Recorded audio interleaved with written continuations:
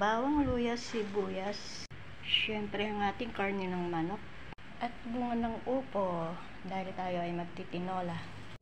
Bunga din ako ng siling panigang sa aming taniman. Kumuha rin tayo ng masustansyang malunggay. Ayan, ang dahon na ilalagay natin sa ating tinolang manok.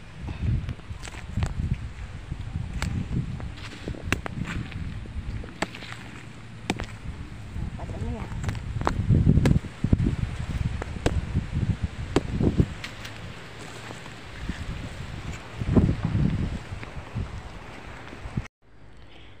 Heto guys, yung malunggay na nakuha natin sa ating tanim sa likod bahay. Para isama sa tinolang manok na may upo.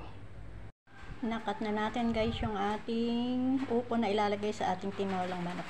Hindi ko na guys pinakita yung paghihiwa kasi bawal daw yung may matutulis na bagay. Gigisa na natin ng bawang at saka sibuyas. Mali pala. Luya at bawang. Yan. Ngayon pa lang ang sibuyas. Mapula na yung bawang at saka luya. Pwede natin ilagay ang manok.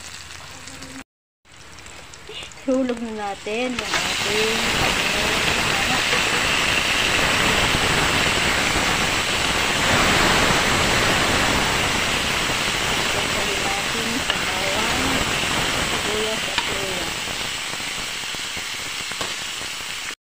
Simplahan na natin siya ng patis, pampalasa.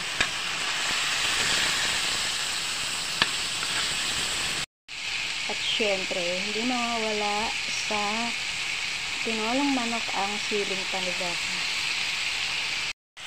So, natapos natin siyang sangkutsahin, lagyan na natin ng tubig, sabaw. At palalambutin na natin yung ating karne ng manok. Pag di Tagalog yung manok, madaling lumambutan. Parang lalambot na.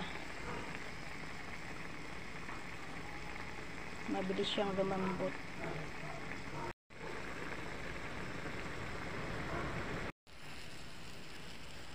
Ayan, pinagdagan natin sabaw kaya lalagyan natin ng cubes para mas masarap.